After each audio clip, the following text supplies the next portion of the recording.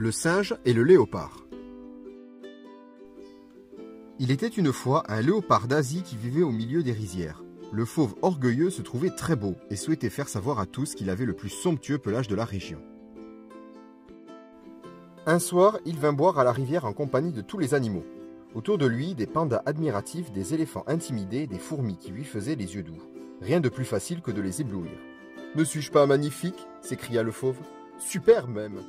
Extraordinaire, et osons le dire, bouleversant à voir. Il bondit sur le rocher qui dominait la rivière et lança à ses admirateurs. « Sachez-le, mon mérite et ma gloire sont connus sur toute la terre. Les rois et les présidents veulent me voir, et l'on dit partout qu'à ma mort, ma peau sera vendue à prix d'or. » Fier de lui, il fit miroiter son pelage dans le soleil couchant.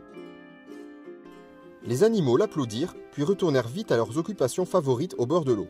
Baignade, toboggan dans des feuilles de bananier, concours de plongeon, le vantard était un peu vexé de ne plus retenir l'attention. « Ça ne m'étonne pas !» sifflait un petit singe qui faisait la sieste et que personne n'avait remarqué. « Mais je suis tout de même le plus beau !» rappela le fauve irrité. « Oui, et alors ?» lança le singe en sautant de son hamac. « Ma peau est bigarrée, pleine de taches dessinées et mouchetées. Exceptionnelle de beauté, tout le monde le sait. » Tout ça n'est rien du tout, s'exclama le petit singe. Il s'élança dans le vide, attrapa une liane, prit de l'élan, fit un triple saut périlleux, saisit une autre liane, se relança dans une autre direction, plana comme une chauve-souris et atterrit à 2 cm du museau du léopard sous un tonnerre d'applaudissements. « Moi, lâcha le singe enchanté, je sais faire des tours, des acrobaties, et mes talents sont multiples. Alors que toi, tu n'en as qu'un, la couleur de ton pelage. »« Et que sais-tu donc faire ?» ricana le léopard. « À part ton petit numéro d'acrobate. »« 1000 choses. Mon talent est dans mon esprit plein d'idées. »